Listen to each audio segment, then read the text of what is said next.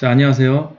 이번 시간에는 학생들이 수학학원을 다니는 학부모님 같은 경우는 학생의 수학 성취도나 학원을 다녔을 때 어떤 이제 수학에 대한 효과를, 수학 실력에 대한 효과를 더 높이기 위해서 학부모님들이 집에서 해줄 수 있는 것들, 어머님들이 집에서 해줄 수 있는 것들에 대해서 제가 좀 말씀을 드릴게요.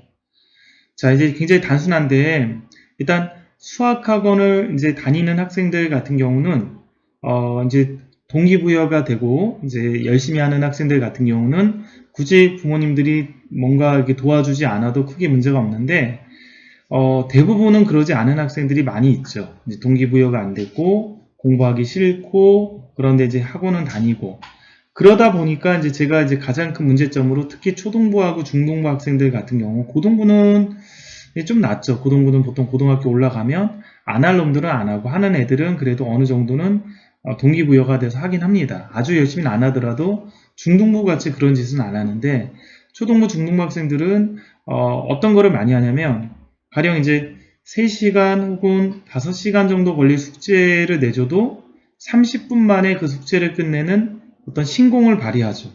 이게 전혀 불가능한 일인데 이 정도는 3시간은 투자를 해야 풀 수 있는 그 숙제 양을 30분 만에 해버려요. 그러니까 이제 날림으로 하게 되고, 그래서 날림으로 인해서 이제 벌어지는 것들을 제가 말씀드렸죠. 계산 실수, 문제 제대로 읽지 않는 버릇, 그 다음 집중력 없이 문제 푸는 습관, 그 다음에 오랫동안 문제를 고민하지 않고 풀어서 문제 기억력 형성되지 않는 것. 그래서 수학 안 좋은 습관 만드는 핵심적인 것들만 다 형성이 되기 때문에 이런 식으로 공부를 하는 학생들은 나중에도 수학을 못하게 되는 경우가 많다라고 얘기를 했습니다. 그래서 이거를 극복하기 위해서 방법 중에 하나로 제시한 게 시간 단위로 숙제를 내주는 방법이 하나 있다 그랬죠. 그래서 뭐 가령 1시간만 수학 공부하든가 2시간만 수학 공부해서 충분히 오랫동안 좀 고민하고 꼼꼼히 문제를 보고 천천히 풀게끔 하는 방법 하나 제시했잖아요. 자, 이 방법 말고 이런 식의 방법만 이거 말고 또 부모님들이 해줄 수 있는 방법 중에 그냥 채점만 제대로 해주셔도 굉장히 수학학습 학원에서 다니는 효과를 늘릴 수 있습니다. 그러니까 만약에 이제 시간을 정해서 이제 시간 단위로 수학 숙제하는 것이 아니라면 어떤 대안이 있냐라고 했을 때 집에서 이제 어머님이 학생이 숙제를 받아오면 숙제가 어느 만큼인지 확인을 한 다음에 숙제를 하라고 합니다. 숙제를 하라고 하고 어머님이 답지를 가지고 채점을 해주시는 거죠. 그러면 이제 어쨌든 이제 보통 어머님이 이렇게 채점을 해주시면 학생들이 이게 대충 날림으로 풀 수는 없잖아요. 그러니까 뭐 등자가 맞을 수도 있고 바로 엄마가 이제 관리를 해주기 때문에 얘네들이 뭐 수학 숙제가 3시간 분량이면 30분 만에 날림으로 찍거나 그러기는 굉장히 힘들 거란 말이죠. 그리고 뭐 더 좋은 방법은 뭐 거실이나 그런 데서 숙제를 하거나 그러면 어머님이 뭐 이렇게 다른 뭐 책이나 보면서 얘가 날림으로 하는지도 관찰할 수 있잖아요. 그래서 숙제를 다 하게 되면 채점을 해주시는 거죠. 채점을 해주시고 틀린 것들이 있으면 틀린 거를 다시 고치게끔 시키는 겁니다. 고치면 또 재채점을 해주고 그래서 얘가 더 이상 모르는 문제만 남았을 때 이거는 혼자 힘으로 풀기 힘든 문제가 남았으면 이거를 뭐 간단하게 이제 어머님이 좀 수학 실력이 되거나 해설지를 봐서 힌트를 조금 줘가지고 풀리게 할 수 있으면 간단한 힌트로 풀리게 할 수 있는 거는 그렇게 줘가지고 좀 풀리게 하시고 뭐 이건 도저히 안 되겠다 그러면 별표 쳐가지고 그런 문제들만 얘네들이 학원에 와서 질문하게끔 하면 되죠. 질문하게끔. 그럼 이제 어떤 효과가 있냐면 아까 말씀드렸듯이 숙제를 날림으로 해서 나쁜 숙제를 날림으로 아주 빠르게 대충 풀어서 날림으로 해서 안 좋은 습관들이 형성이 된다라고 했잖아요. 안 좋은 습관들이 형성이 되고 그리고 날림으로 인해서 그렇게 온 학생들은 학원에 오면 숙제 오답하다 거의 시간이 다 갑니다. 아니면 뭐 가령 이제 학원이 예를 들어 칠판식 수업을 하는 강의식 수업을 하는 학원도 있고요. 개별 첨삭식, 1대1 첨삭식으로 수업하는 학원 스타일도 있죠. 그러면 만약에 강의식 수업을 하는 경우는 얘가 숙제를 날림으로 하고 왔으면 거의 뭐 틀린 게 무수히 많고 이게 왜 틀렸는지도 모르고 본인이 그리고 다시 고쳤을 때 맞을 수 있는 것인지도 모르는 상태에서 수업에 들어오게 되죠. 그러면 선생님들이 이제 보통 하는 방식이 강의식 수업에서는 숙제 검사를 하고 그 다음 뭐 채점을 해야 되는 경우는 채점을 뭐 애들 뭐 풀라고 한다면 빨리 해준 다음에 그 다음에 간단하게 숙제를 고치라고 하든지 아니면 바로 칠판에다 풀이를 해주죠. 애들 모르는 것만 지문을 받아서. 그럼 난리모르한 학생 같은 경우는 모르는 게 뭐 틀린 게 너무 많다 보니까 다 질문을 할 수가 없고 그것이 왜 틀렸는지도 고민하지 않았기 때문에 수업을 듣게 되면 겉돌게 되죠. 겉돌게 되고 그 상태에서 또 진도를 나갑니다. 보통. 진도를 나가게 되고 수업 시간이 뭐 보통 중등부는 1시간 반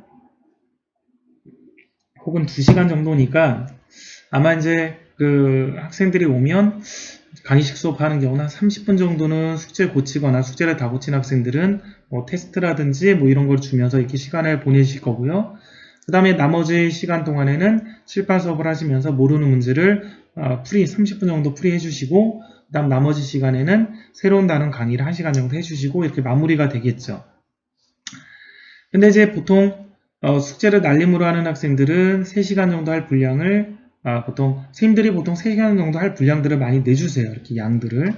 그럼 그거를 30분 만에 대충 했기 때문에 2시간 시간으로만 따져도 2시간 반 정도가 돼야 오답이 마무리가 돼요. 그러면 이제 학원에 와서 강의식 수업할 때는 30분 정도 오답한다 그래서 이게 정리가 안 되겠죠. 그러니까 정리가 안 된 상태로 뭐 친구들 모르는 거 질문한 거 그냥 수업 들으면서 좀 수업에서 겉돌면서 그냥 문제풀이 시간이 지나가게 되고 그 다음에 이제 그 다음 단원도 강의 개념 정리가 들어가잖아요. 그럼 앞에 부분이 제대로 정리가 안 된 상태에서 뒤에 부분 또 개념을 들으니까 또 제대로 소화가 안 되겠죠. 그런 것들이 또 악순환이 돼서 또 가면 숙제를 또 내주면 요게 또 많이 해결이 안 된 상태에서 숙제가 계속 누적이 되는 거죠. 그럼 누적이 되니까 이제 빵꾸가 나기 시작하는 거죠. 애들이 뭐 수업은 잘 못 따라가게 되고 빵꾸가 나게 되고 그러니까 이런 현상들이 가령 이제 숙제를 많이 내주면 많이 내줄수록 더 현상들이 벌어지겠죠. 그러니까 동기부여가 안 된 학생들은 그렇게 될 가능성들이 굉장히 높아요. 근데 대부분이 동기부여가 많이 안 돼 있잖아요. 그래서 그런 식으로 강의식 수업하는 학원에서는 이런 학생들이 계속적으로 수업에서 빵꾸가 나게 돼 있습니다. 자, 그러면 이제 개별 첨삭식으로 하는 수업하는 학원에서는 어떤 현상이 벌어지냐면 개별 첨삭식 수업하는 학원 같은 경우는 그 학생들이 이 부분을 소화를 해야 그 다음 단원을 나가는 그런 구조가 많죠. 그러니까 숙제를 얘가 했는데 날림으로 해가지고 오답이 많아요. 오답이 많으면 그 다음 단원을 나가지가 않고 이 부분을 다 오답을 하고 지문을 다 받아주고 이게 다 마스터가 되면 그 다음 단원을 나갑니다. 그리고 워낙 오답이 많았기 때문에 오답이 뭐 가령 뭐 70% 이상이 됐다. 그러면 오답을 다 고친 다음에 지문을 받아도 그 오답해서 다 고쳐진 질문에 대해서 또 오답 프린트나 오답 테스트를 또 내주게 돼 있어요. 왜냐하면 오답을 너무 많이 했기 때문에 100% 소화가 안 됐다라고 판단하니까 다음 단원 나가기 전에 오답 프린트를 또 내주죠. 그러면 얘네들은 그거 학원 뭐 수업이 2시간, 3시간이다 그러면 그 시간 동안 전에 숙제 내준 거 하루 종일 오답하다가 수업이 끝나고 또 숙제로 뭘 받아가냐면 오답 프린트를 또 받아가요. 오답 유형, 유사 유형 뽑은 문제들을. 그럼 그거를 가지고 또 집에서 풀게 되는 그런 현상이 벌어지죠. 그러니까 학원에 와서는 오답 고치다가 그냥 가는 거죠. 오답 고치고 질문하다가 이렇게 가게 되는 현상이 벌어지죠.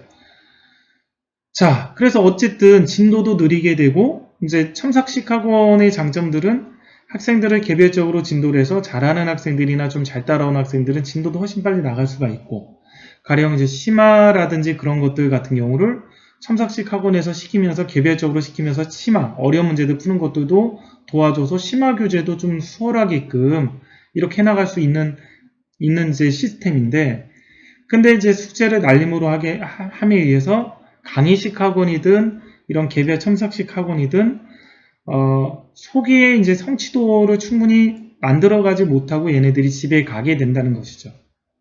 자, 그럼 요거를 극복하기 위해서 부모님들이 집에서 해줄 수 있는 것 중에 아까 말씀드렸듯이 채점을 해주시면 돼요. 그래서 숙제를 날림으로 못하게 좀 관리를 해주시고 채점을 해주시고 틀린 거는 또 오답까지 시키세요. 오답까지 시키고 또 채점을 해주시고 그러면 이제 시간이 오래 걸리겠죠. 숙제하는 시간이 당연히. 왜냐면 오답까지 평상시는 학원에서 하던 거를 집에서 하니까 시간이 오래 걸려서 얘가 소화를 못할 수가 있어요. 그러면 전화를 해서 선생님한테 선생님 그 정도 학습 분량은 집에서 오답까지 시키다 보니까 얘가 소화를 못하니까 좀 숙제량을 줄여주세요. 그렇게 하면 되는 거예요. 그렇게 해가지고 집에서 오답까지 채점까지 다 해주시고 그래도 모르는 것만 별표 쳐서 학원에서 이런 것들은 지문에서 해결해라. 그러면 얘가 오게 되면 강의식 학원의 경우라고 가정을 해도 얘는 어쨌든 모든 숙제를 오답을 했고 고민해도 안 되는 것들만 가져왔기 때문에 그거 선생님한테 손들어서 이거 모릅니다. 지문하면 선생님이 풀어주면 그 부분에 대해서 충분히 고민했기 때문에 수업에서 녹아나고 수업에서 녹아남과 동시에 이제 다음 단원 개념 강의를 해도 이 부분의 숙제를 좀 성실하게 수행했기 때문에 개념 강의도 잘 소화를 해내겠죠. 첨삭식, 개별 첨삭식 학원이라고 가정을 해도 얘가 이제 가령 숙제를 내줬더니 오답까지 다 외워서 모르는 것만 4문제 해왔어요. 그럼 4문제를 힌트를 주거나 아니면 가르쳐 주거나 해서 해결하고 그럼 남는 시간에 뭘 하냐면 새로운 진도를 나갈 수도 있고 아니면 심화교재를 한다면 심화교재 같은 경우는 혼자 숙제로 못하는 경우도 많잖아요. 집에서 가령 초등학생 같은 경우는 최상위 교재 같은 거 혼자 못하는 학생들이 꽤 있고요. 그다음 중학생은 블랙라벨 같은 거, 뭐 A급 같은 거는 많이 힘들어서 혼자 못하지 않아요. 그러면 남은 여분의 시간이 굉장히 숙제를 고치는 데 시간이 소모가 안 됐기 때문에 남은 여분의 시간이 굉장히 많기 때문에 그 시간 동안에 새로운 진도도 많이 나갈 수도 있고 그리고 심화교재도 학원에서 충분히 풀릴 수가 있어요. 그럼 심화교재는 혼자 하기 힘들어도 학원에서 풀면서 선생님한테 힌트 받으면서 하면 그래도 꾸역꾸역 해 나갑니다. 자, 그래서 어쨌든 숙제만 제대로 관리가 되고 숙제만 좀 제대로 학생들이 성심성의껏만 해주더라도 수학학원을 다니면서 얘네들이 얻어갈 수 있는 것들이 굉장히 많고 수학학원에서도 얘네들이 수강료를 내면 수강료 내는 만큼 충분히 많이 얻어가게끔 이렇게 관리를 해줄 수가 있는 것이죠. 자, 그래서 부모님들이 좀 바쁘시더라도 저녁 때는 이제 그 숙제하고 그런 시간들을 좀 관리를 해주셔서 숙제 같은 거 채점해 주시고 틀리면 다시 오답해라 하고 고쳐주시고 그래서 모르는 것만 별표 쳐서 이거는 지문해라. 그 작업까지만 좀 잘해주시면 수학학원 얘네들이 가는 효과가 훨씬 더 클 수가 있습니다. 그래서 제가 그거를 추천드리고요. 이게 습관이 안 돼 있는 학생들 같은 경우 있잖아요. 가령 숙제를 좀 많이 무지막지하게 많이 내주는데 무지막지하게 많이 내주고 그런데 이제 그게 관리가 안 되고 계속 그런 식으로 날림으로 대충 해서 가고 선생님들이 보통 혼낼 때 숙제를 안 해오면 혼내긴 하지만 숙제를 했는데 틀린 게 많다, 모르는 게 많다 그러면 보통 혼내지는 않고 혼낼 수는 없거든요. 모르는 게 많다 그랬는데 혼낼 수는 없잖아요. 숙제는 했는데. 근데 정성들이 안 한 거는 힘들죠. 이게 계속 정성들이 해라 얘기해도 이제 안 하는 거는 얘네들이 안 해버리면 힘들다고요. 그거를. 그래서 그런 학생들이 굉장히 많은데 이제 그런 학생들이 특히 이제 꼼꼼하게 관리가 안 되고 그다음 숙제를 많이 내주는 학원에서는 애들이 날림으로 이렇게 하게 되고 그 다음에 수업을 듣거나 뭐 첨삭식 학원이거나 그래도 학습 효과가 많이 떨어지고 그런 형태로 이제 관리가 되는 학생들 같은 경우는 학원을 옮겨서 다른 학원 와도 똑같아요. 계속 그렇게 해가지고 하기 때문에 학원을 계속 부모님들이 보내고 학습 효과가 안 일어나니까 또 다른 데 보내도 이게 이제 잘 성적 향상이나 수학 실력 향상에 효과로 잘 안 오는 거예요. 그래서 제가 이제 말씀드리고 싶은 거는 부모님들이 이렇게 숙제 관리만 좀 신경 써서 해주시면 훨씬 더 학습 효과가 있다. 그리고 어떻게 보면 그거는 동기부여가 안 돼 있는 학생들 같은 경우는 그것이야말로 굉장히 수학학원을 다니는 굉장히 관건이다. 중요한 일이다. 그래서 그거를 꼭 해주시면 학생들이 몸만 왔다 갔다 하는 뭐 이런 말 있잖아요. 뭐 전기세 내고 학원 다닌다. 그런 것들을 좀 방지하는 그런 효과의 형태가 되니까 그 정도를 부모님들이 해주시면 이거 뭐 학원 가면 학원에서 해야 되지 않냐 이렇게 생각하실 수도 있지만 학원에서 할 수도 있지만 학원에서 하면 애가 얻어가는 게 훨씬 적은 거예요. 아까도 말씀드렸듯이 숙제를 또 날림으로 하는 경우가 굉장히 많아요. 애들이 놀고 싶어 하니까. 그래서 그런 관리를 좀 해주시면 좋고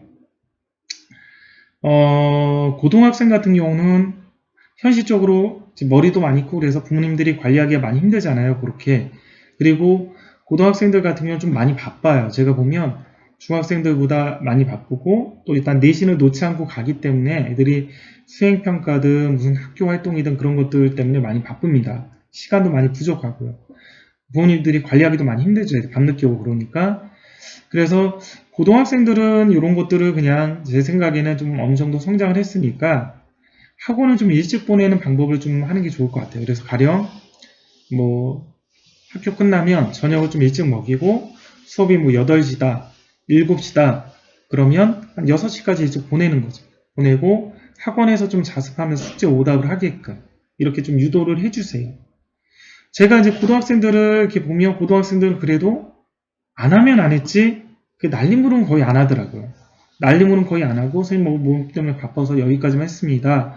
이렇게 솔직하게 보통 얘기를 하고 그렇게 하지 하면 하고 안 하면 안 하지 거짓 숙제 그러니까 날림으로 대충 하는 그런 숙제는 안 하더라고요. 그래서 학원을 차라리 일찍 보내고 일찍 보내서 거기서 좀 오답을 할 수 있게끔 그렇게 이제 좀 어머님들이 유도를 해주시면 좋을 것 같습니다.